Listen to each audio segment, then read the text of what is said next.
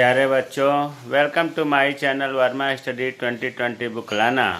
मैं UP board के class 12 के छात्र छात्राओं के लिए इकोनॉमिक्स सब्जेक्ट को हिंदी माध्यम से मैं फुल कोर्स कराऊंगा। यदि आप फुल कोर्स करना चाहते हैं तो मेरे चैनल को सब्सक्राइब कीजिए और बेल आइकन को प्रेस करना ना भूलें, ताकि जो भी वीडियो मैं अपलोड करूँ उसका नोटिफिकेशन आपको सबसे पहले मिल सके। प्यारे बच्चों, माइक्रो इकोनॉमिक्स समाप्त हो चुका है। माइक्रो इकोनॉमिक्स चल रहा है, जिसमें चैप्टर 4 आय और रोजगार के निर्धारण चल रहा है। इसमें दूसरा वीडियो है। आज हम लोग पढ़ेंगे उपभोग फलन, कंजप्शन फंक्शन।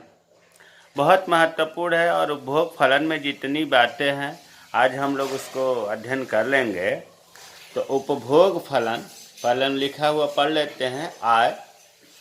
आय को हम वाई से डिनोट करते हैं और उपभोग कंजप्शन सी से डिनोट करते हैं। आय और उपभोग के बीच फलनात्मक संबंध को उपभोग फलन या उपभोग प्रवृत्ति कहते हैं। यहाँ दो बात ध्यान रखो, आय और उपभोग के बीच में जो संबंध है, जो रिलेशन है, उसको हम उपभोग फलन या उपभोग प्रवृत्ति कहते हैं। क्योंकि आय में परिवर्तन होने से उपभोग में भी परिवर्तन हो जाता है, इसलिए यह कहा जाता है कि उपभोग आय का फलन है। प्यारे बच्चों, अगर आय बढ़ेगी तो निश्चित रूप से उपभोग भी बढ़ेगा। जेब में जब पैसा आएगा तो खर्चा तो ज़्यादा होगा ही, और आय में अगर कमी होगी तो भोग में भी कमी होगी। तो इसलिए कहा जाता है कि उपभोग आय का फलन है। ऐसा नहीं है कि केवल उपभोग आय से ही प्रभावित होता है, उसके मूल्य से भी प्रभावित होता है, उसके उस समय फैशन का चल रहा उससे प्रभावित होता है, लेकिन सबसे ज़्यादा आय से प्रभावित होता है। इसलिए कीन्स महोदय ने कहा था कि उपभोग आय का फलन है। इसके लिए एक समीकरण यहाँ पर दिया गया है, C बराबर FY। C का मतलब हो गया उपभोग या उपभोग व्यय, F का मतलब फंक्शन, आय का मतलब आय। अब देखो, आय से ज़्यादा प्रभावित होता है उपभोग व्यय, इसलिए आय का फलन कहा जाता है। अब हम ये ध्यान दें कि अगर आय बढ़ती है, वाई बढ़ती है तो सी बढ़ेगा, और वाई कम होती है तो सी कम होगा। तो ये दोनों का फलनात्मक रिलेशन ही उपभोग फलन या उपभोग प्रवृत्ति कहलाती है। इसको और डिटेल से समझाने के लिए मैं इस बॉक्स में लिखा हूँ, माइक्रो इकोनॉमिक्स की दृष्टि से व्यष्टि अर्थशास्त्र में आपको बताया गया है कि इंडिविजुअल अध्ययन किया जाता है। उसके हिसाब से व्यक्ति अपनी आय का एक भाग उपभोग क्या है?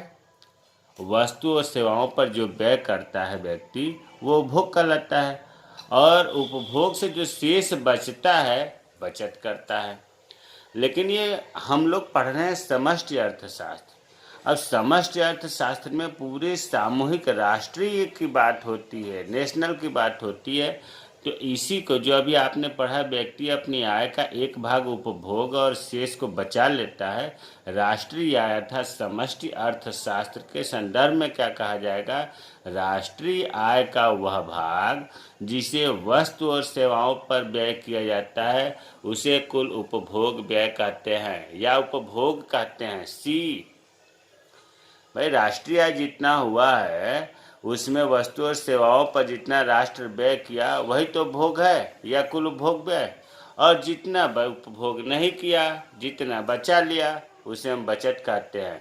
तो एक समीकरण बनता है, आय बराबर वाई बराबर उपभोग C प्लस S। तो यहाँ हम बचत आगे पढ़ेंगे। आप ऐसे कहो वाई बराबर C, अर्थात C और आय के बारे में जो रिलेशन है, आय और उपभोग के बारे में जो रिलेशन है, उसी को उपभोग फलन कहते हैं। आय बढ़ेगी तो सी बढ़ेगा, आय घटेगी तो सी घटेगा। तो इसका मतलब कि उपभोग फलन का अर्थ है कि उपभोग की मात्रा व्यक्ति की आय पर निर्भर करती है। उपभोग की मात्रा जो है व्यक्ति की आय पर निर्भर करती है, अर्थात आय में वृद्धि होगी तो उपभोग में वृद्धि होगी, आय में कमी होगी तो उपभोग में कमी होगी। तो आय और उपभोग में जो रिलेशन है उसी को कहा जाता है उपभोग फलन। अब एक चार्ट देखते हैं जिसको कहा जाता है उपभोग प्रवृत्ति तालिका। आय और सी, उपभोग फलन या उपभोग प्रवृत्ति का नाम लेते ही आय का मतलब राष्ट्रीय आय, उपभोग का मतलब उपभोग व्यय, दिमाग में बात आनी चाहिए। अब आय के कुछ आंकड़े दिए गए हैं 0, 10, 20, 30, 40, 50, 60, 70, 80, ये करोड़ रुपए में है। और उपभोग दिया गया है 20, 25, 30, 35, 40, 45, 50, 55, 60। अब हम पहले इस तालिका के बारे में अध्ययन करेंगे, फिर इसके बाद इसके वक्र पर हम जाएंगे। तो देखिए तालिका में दिख रहा है कि आय में वृद्धि तो हो रही है, 0 से 10, 10 से 20 वृद्धि हो रही है।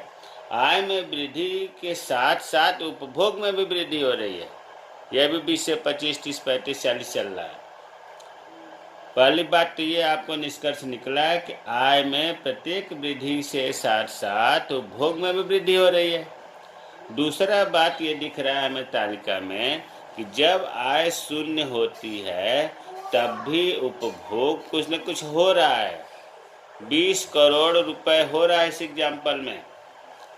इसका मतलब हुआ कि ये 20 करोड़ आया कहाँ से? जब आय हो ही नहीं रहा है तो भोग में 20 करोड़ कहाँ से आया? अरे भाई, यह व्यय लोगों द्वारा पहले का किया गया बचत है जो वर्तमान में उपभोग कर रहा है।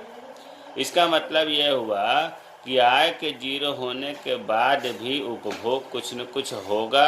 इसको अर्थशास्त्र की भाषा में स्वायत्त उपभोग या स्वतंत्र उपभोग कहा जाता है। अभी आगे और क्लियर हो जाएगा। और इसमें बढ़ते बढ़ते हम ये देख रहे हैं कि जब आय 40 करोड़ रुपए हो रहा है, उपभोग भी 40 करोड़ रुपए हो रहा है, तो यहाँ पर हम ये कह सकते हैं कि आय और उपभोग बराबर है। आय मतलब y बराबर c, आय और उपभोग बराबर है। इसको जब हम वक्र के द्वारा करेंगे तो इसी बिंदु पर ये काटेगा, आय और उपभोग रेखाएं। तो इस बिंदु को हम कहते हैं सम विच्छेद बिंदु, ब्रेक इवन पॉइंट। अब आगे इसी में ध्यान दो, जब आय 40 करोड़ से अधिक होती है, 50, 60, 70, 80 बढ़ रही है, तो उपभोग में तो बढ़ोतरी हो रही है, किंतु उपभोग में जो होने वाली वृद्धि है आय में होने वाली वृद्धि की तुलना में कम है। ऐसा क्यों हो रहा है?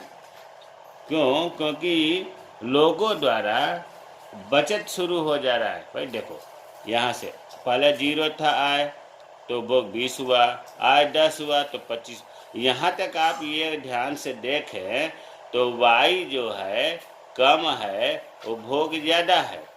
और यहाँ से ध्यान देखें तो y ज़्यादा है किससे? उपभोग से कम।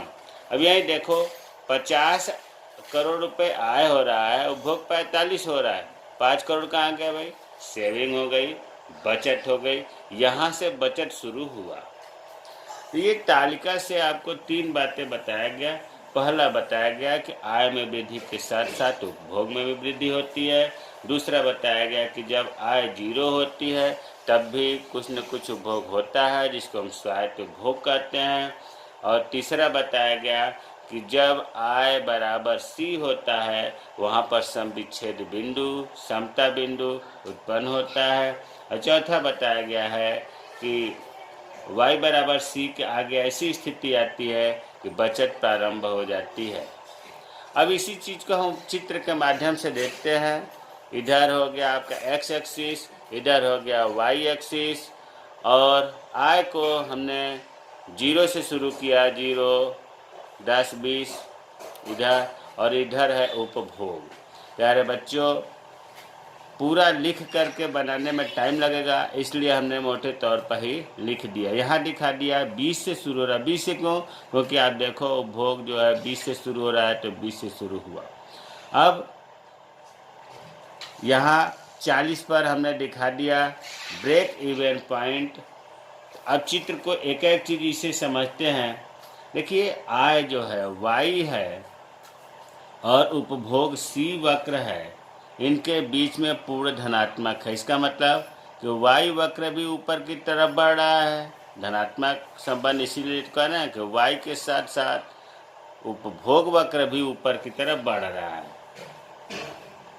तो इसमें जो है हम कहेंगे कि धनात्मक संबंध है। दूसरा, सी वक्र जो है मूल बिंदु से आरंभ नहीं हो रहा है, यहाँ से हो रहा है। क्यों? क्योंकि आपको पता है कि आय शून्य रहने पर भी कुछ न कुछ उपभोग होता है। जैसे इस उदाहरण में 20 दिया है, और ये कहाँ से उपभोग होता है? ये पहले के जो लोग बचत किए रहते हैं उसको करते हैं। तो 0 से जो 20 है उसे हम कहते हैं स्वायत्त उपभोग। स्वायत्त उपभोग को हम सी बार से डिनोट करते हैं।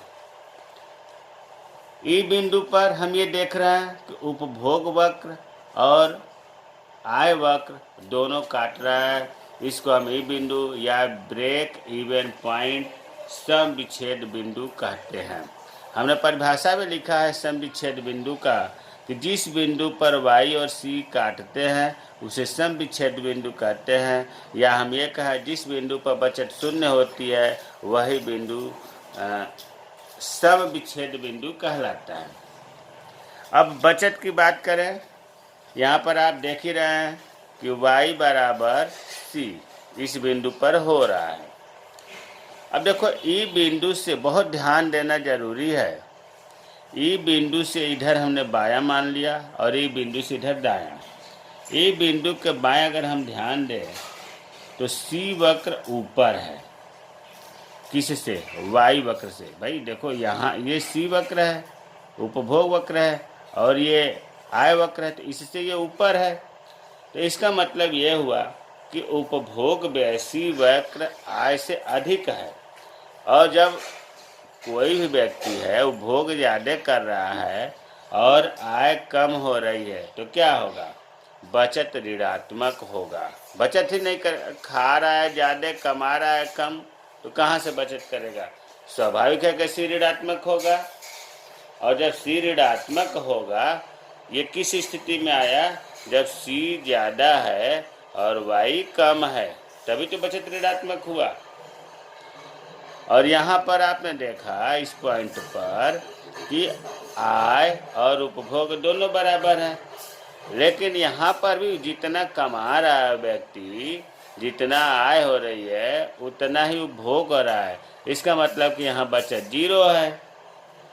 अब इसकी बात करें तो यहाँ से लेकर के यहाँ तक देखो आय ज़्यादा है, उपभोग कम है। तो इसको कैसे करेंगे?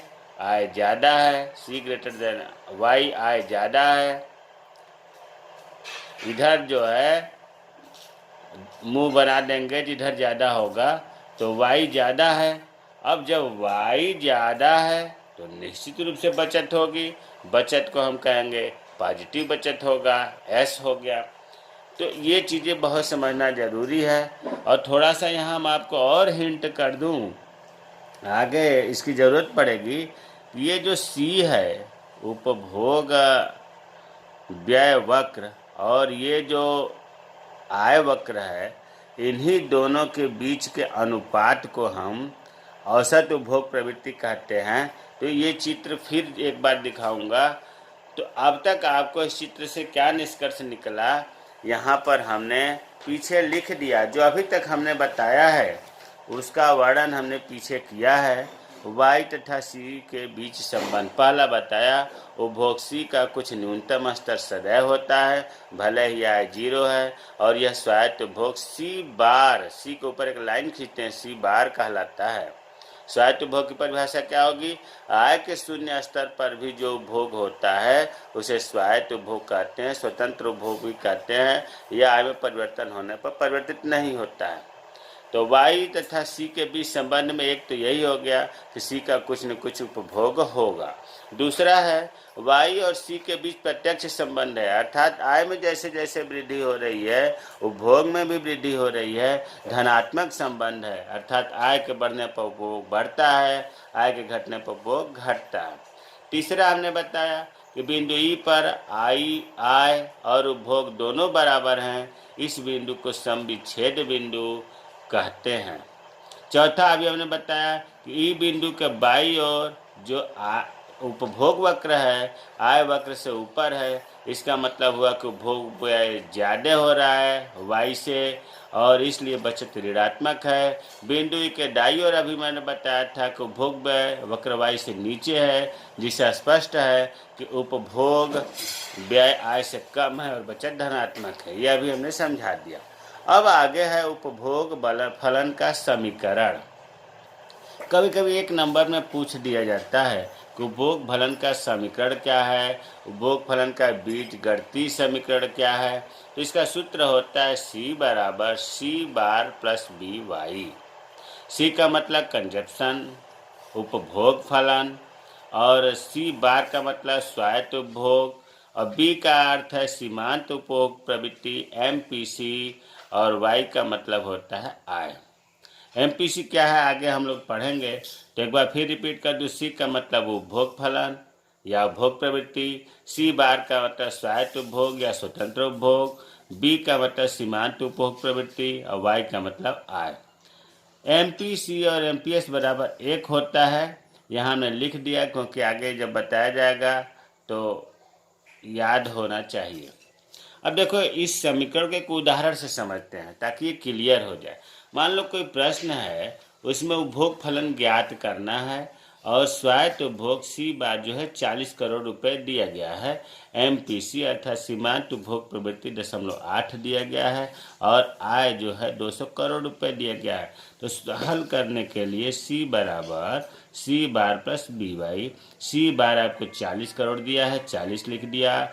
B दिया है 0.8, इस दशमलव को हटाने के लिए दशमलव के बाद एक अंक है तो 8/10 किया, दशमलव के बाद 2 अंक होता तो 8/100 करते, नीचे 100 करते, तो दशमलव को हटाने के लिए 10 से भाग दिया जा रहा है, और इन दोनों के बीच में B और Y के बीच में गुणा का चिन्ह छिपा रहता है, तो Y 200 करोड़ तो 200 हुआ। अब 0 से 0 कट गया, अब ये 20 का 8 में गुणा किया 160, और ये 40, ये 200 करोड़ रुपए, अर्थात आंसर आ गया C उपभोग फलन बराबर 200 करोड़ रुपए। तो उपभोग फलन का समीकरण कभी कभी एक नंबर के सवाल में पूछा जाता है। अब आते हैं उपभोग प्रवृत्ति के प्रकार। प्यारे बच्चों, उपभोग प्रवृत्ति के प्रकार, उपभोग फलन के प्रकार 2 होते हैं। औसत उपभोग प्रवृत्ति APC, फुल फॉर्म है एवरेज प्रोपेंसिटी टू कंज्यूम। दूसरा होता है सीमांत उपभोग प्रवृत्ति MPC, marginal propensity to consume. औसत उपभोग प्रवृत्ति देखो, APC औसत का मतलब A एवरेज, और सीमांत का मतलब मार्जिनल, और PC तो आपको याद ही रखना है propensity to consume. APC MPC बार बार प्रयोग होगा, इसलिए औसत उपभोग प्रवृत्ति, सीमांत उपभोग प्रवृत्ति, सीमांत का नाम लेते ही या M का नाम लेते ही सीमांत समझिए, सीमांत का नाम लेते ही M समझिए, एवरेज का नाम लेते ही औसत, औसत का नाम लेते ही एवरेज। APC MPC बार बार प्रयोग होगा तो कन्फ्यूजन नहीं होना चाहिए। अब हम आते हैं पहला प्रकार औसत उपभोग प्रवृत्ति APC, average propensity to consume. देखिए APC कुल उपभोग और कुल आय के बीच का अनुपात है। परिभाषा बहुत आसान है। कुल उपभोग को हम C से डिनोट करते हैं और कुल आय को Y से डिनोट करते हैं। APC औसत उपभोग प्रवृत्ति, तो इसके सूत्र से भी हम परिभाषा बना सकते हैं। औसत उपभोग प्रवृत्ति कुल उपभोग और कुल आय के बीच का अनुपात है, बटा अनुपात दिखा रहा है, तो यहाँ फुल फॉर्म भी हमने लिख दिया है। APC बराबर औसत उपभोग प्रवृत्ति, C बराबर उपभोग की मात्रा या कुल उपभोग कह लीजिए, Y बराबर आय की मात्रा या कुल आय। एक दूसरी भी परिभाषा बनाई जा सकती है, आय का वह भाग जो उपभोग किया जाता है उसे औसत उपभोग प्रवृत्ति कहते हैं। भाई टोटल आय जितना है उसमें जितना भाग आप उपभोग करते हो उसे ही APC कहते हैं। या तो इस परिभाषा को आप याद करिए या सूत्र द्वारा जो बनाया गया परिभाषा उसको याद करिए, लेकिन इतना तो याद ही रखना है कि कुल उपभोग ऊपर है और कुल आय नीचे है। एक और सूत्र होता है एपीसी बराबर होता है 1 माइनस एपीएस। इसको आगे समझाया जाएगा। यहाँ हमने दिखा दिया कि एपीसी बराबर ये होता है, एपीसी बराबर ये भी होता है। यहाँ हम इसको जोड़ देंगे तो एपीसी बराबर कुल उपभोग बटा कुल आय। अब एपीसी की विशेषता क्या है? एपीसी की विशेषता पहला है एपीसी का मूल्य 1 हो सकता है। देखो, विशेषता रटने से काम नहीं चलेगा, सूत्र से ही होगा। अगर ये 1 हो सकता है, इसका मतलब कि मान लो कि y है 100 और जब 100 रुपये आय है तो अधिकतम कितना उपभोग कर सकता है वो व्यक्ति? 100 ही तो करेगा। तो 100 से 100 जब कटेगा तो 1 होगा। तो एपीसी जो है, जहाँ पर आय उपभोग और आय बराबर होता है, जहाँ हम कह रहे थे समविच्छेद बिंदु होता है, वहाँ पर एपीसी बराबर 1 होता है। चित्र से एक बार फिर समझा दूँ, यहाँ की बात कर रहा हूँ मैं कि देखो यहाँ पर एपीसी क्या है? सी और वाई का अनुपात है। तो यहाँ पर जितना कंज्यूम हो रहा है, 40 करोड़ कंज्यूम हो रहा है, 40 सी है और 40 जो है आय है, तो 40/40 बराबर 1। तो वही चीज़ यहाँ कहा जा रहा है कि एपीसी का मूल्य 1 हो सकता है। कब होगा? जब सी और वाई बराबर होगा। दूसरी विशेषता देखते हैं, एपीसी 1 से अधिक हो सकता है। भाई एपीसी 1 से अधिक हो सकता है कब होगा? जब उपभोग आय से अधिक होगा। मान लो उपभोग हो गया 100 और आय हो रहा है 20, तो क्या होगा? उपभोग ज़्यादा हो रहा है आय से, तो क्या होगा? एक भाग देंगे तो 5 आ गया, एपीसी 1 से अधिक हो गई। ये स्थिति तब आती है समविच्छेद से पहले की स्थिति। उपभोग ज़्यादा होता है, आय कम होता है, तो एपीसी 1 से अधिक हो सकता है। देखो 1 से अधिक हो गया, 5 आ गया। अब तीसरी विशेषता है एपीसी कभी भी शून्य नहीं हो सकता। अभी आपने देखा उदाहरण में कि आय जब 0 था तब भी उपभोग हुआ। तो आय के शून्य स्तर पर भी स्वायत्त उपभोग होता है। इसका मतलब कि कभी भी सी जब 0 ही नहीं होगा तो एपीसी 0 कैसे आ सकता है? मान लो कि एपीसी कम से कम 20, उपभोग जो है 20 हो रहा है और आय 0 है, तब भी तो 0 नहीं हुआ, 20 हो रहा है।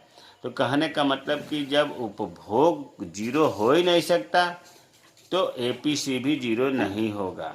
और एक चीज़ और समझना है कि एपीसी 1 से कम तो हो सकता है, ऋणात्मक नहीं होगा। इसका मतलब ये हुआ कि जब सोचने की बात है कि एपीसी कभी 0 हो ही नहीं सकता, तो ऋणात्मक कैसे होगा? 0 से नीचे तो आता है ऋणात्मक। तो एपीसी जब 0 नहीं हो रहा है, क्यों नहीं हो रहा है? क्योंकि उपभोग कभी 0 नहीं होता। और एपीसी जब 0 नहीं हो रहा तो ऋणात्मक भी नहीं होगा। कम तो हो सकता है 1 से। मान लो कि ऊपर जो है उपभोग कम हुआ, 20 हो गया और आय जो है आपका 50 हो गया, तो क्या होगा? अब यहाँ पर एपीसी 1 से कम आएगा। पांचवा है आय बढ़ने के कारण एपीसी लगातार घटती है। स्वाभाविक है, ऊपर जब कंज्यूम मतलब उपभोग व्यय है, नीचे आय है, तो आय बढ़ती जाएगी, तो पॉइंट में माइनस मतलब दशमलव में आता जाएगा। ऊपर की संख्या स्थिर हो, मान लो 20 है, 20/60, ये 50 है, 20/60 हो गया, आय बढ़ गया, 20/70 हो गया, तो क्या होगा? एपीसी इसको जब हल करेंगे तो एपीसी सब इससे कम ये आएगा, इससे कम ये, इससे कम, तो आय बढ़ने के कारण एपीसी लगातार घटती जाती है। हमें उम्मीद है कि औसत उपभोग प्रवृत्ति की विशेषताएं आपको अच्छी तरह से समझ में आया होगा। अब आते हैं सीमांत उपभोग प्रवृत्ति, MPC. MPC marginal propensity to consume. उपभोग में परिवर्तन तथा आय में परिवर्तन का अनुपात को एमपीसी कहते हैं। अभी आपने औसत उपभोग प्रवृत्ति पढ़ा, उपभोग तथा आय में परिवर्तन, इसमें एक परिवर्तन शब्द जोड़ा गया है, बाकी परिभाषा पहले वाली है, उपभोग तथा आय के अनुपात को। यहाँ है कि उपभोग में परिवर्तन तथा आय में परिवर्तन का अनुपात को। तो परिवर्तन का मतलब सीमांत हुआ, मार्जिनल हुआ। तो उपभोग में परिवर्तन तथा आय में परिवर्तन का अनुपात को एमपीसी कहते हैं। या कह सकते हैं कि आय में परिवर्तन का वह भाग जो भोग किया जाता है, एमपीसी कहते हैं। तो इसका सूत्र है एमपीसी बराबर डेल्टा, इसे डेल्टा बोलते हैं। डेल्टा का मतलब होता है चेंज, परिवर्तन, डेल्टा सी बटा डेल्टा वाई। फुल फॉर्म में एमपीसी बराबर सीमांत उपभोग प्रवृत्ति, मार्जिनल प्रोपेंसिटी टू कंज्यूम। और डेल्टा सी बराबर हो गया उपभोग में परिवर्तन, और डेल्टा वाई बराबर हो गया आय में परिवर्तन। डेल्टा का मतलब ही होता है चेंजिंग। इसका एमपीसी बराबर एक और सूत्र होता है, एमपीसी बराबर 1 - एमपीएस। इसे आगे विस्तृत हम पढ़ेंगे। तो इस सूत्र से भी हम परिभाषा बना सकते हैं, एमपीसी उपभोग में परिवर्तन और आय में परिवर्तन के अनुपात को कहते हैं। अनुपात मतलब बटा को कहते हैं। अब एमपीसी की विशेषताएं। पहली विशेषता, एमपीसी का मूल्य 0 से लेकर 1 तक हो सकता है।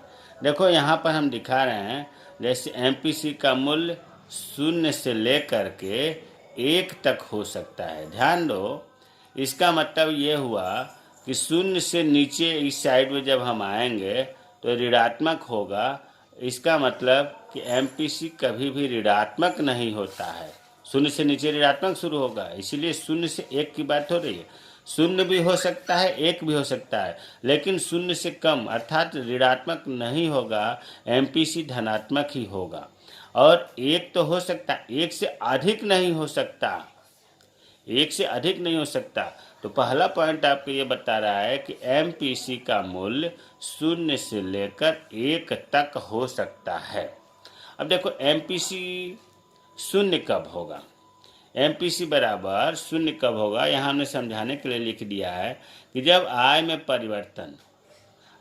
परिवर्तन के बावजूद उपभोग में परिवर्तन डेल्टा सी 0 हो, तब एमपीसी 0 होता है। अरे एक उदाहरण ले लो, जैसे मान लो कि ऐसी स्थिति आती है कि आय में तो परिवर्तन हुआ, मान लिया कि 100 हुआ, लेकिन उपभोग में परिवर्तन नहीं हुआ, 0 ही रहा, जितना पहले कर रहे थे उतना रहा, उपभोग में परिवर्तन नहीं हुआ। तो जब 0 में 100 का भाग लेंगे तो 0 होगा।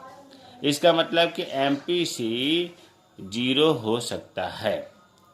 और ये कहा गया इसमें कि अधिकतम 1 हो सकता है। स्वाभाविक है। एमपीसी बराबर 1 कब होगा, अरे भाई डेल्टा सी मतलब उपभोग में परिवर्तन और आय में परिवर्तन बराबर हो। उपभोग में परिवर्तन मान लो 100 हुआ, आय में परिवर्तन 100 हुआ, तो एमपीसी बराबर डेल्टा सी बटा डेल्टा वाई होता है। डेल्टा सी 100 मान लिया, आय में परिवर्तन भी 100 मान लिया, तो 1 हो गया। तो अब आपने देख लिया कि एमपीसी का मूल्य 0 से लेकर 1 तक हो सकता है। अब है एमपीसी 0 से अधिक होता है, ऐसी भी स्थिति हो सकती है, 0 तो होगा, ये 0 से अधिक हो सकता है जब उपभोग में परिवर्तन डेल्टा सी और डेल्टा वाई मतलब आय में परिवर्तन एक ही दिशा में होता है, तो एमपीसी अधिक होता है 0 से। तो दूसरी विशेषता इसमें देखते हैं, आपने पहला तो समझ गए होंगे कि एमपीसी का मूल्य 0 से लेकर के 1 तक हो सकता है। एमपीसी का मूल्य कभी भी 1 से अधिक नहीं हो सकता, 1 से अधिक नहीं हो सकता। जैसे मान लो यहाँ समझाने के लिए लिख रहे हैं, हमारा जो है उपभोग 60 रुपये है, कितना है, डेल्टा सी बराबर 60 और डेल्टा आई की वाई कितना है, 100 है। 100 रुपये तो कमाई हो रही है या आय में परिवर्तन हो रहा है, 60 रुपये उपभोग में हो रहा है। ये अगर बढ़ा कभी 70 हो जाए, कभी 80 हो जाए, और एक स्थिति ऐसी आएगी कि आय 100 हुआ, उपभोग में भी परिवर्तन 100 हुआ, तो अब इससे अधिक कैसे हो सकता है। भाई 100 रुपये आय है तो 100 से अधिक उपभोग कैसे हो सकता है, परिवर्तन कैसे हो सकता है। तो इसका मतलब यह हुआ कि कभी भी एमपीसी का मूल्य 1 से अधिक नहीं हो सकता। हर अधिकतम 100 से 100 भाग देंगे तो 1 ही होगा। तीसरी विशेषता है एमपीसी सदैव धनात्मक होती है, कभी भी ऋणात्मक नहीं होता। भाई एमपीसी सदैव धनात्मक क्यों होता है, क्योंकि ऊपर कंज्यूम उपभोग व्यय लिखा जा रहा है। कंज्यूम या उपभोग व्यय जो है वो जीरो होता ही नहीं है। तो जब जीरो नहीं होगा, कुछ न कुछ रहेगा, उपभोग में परिवर्तन जीरो हो ही नहीं सकता।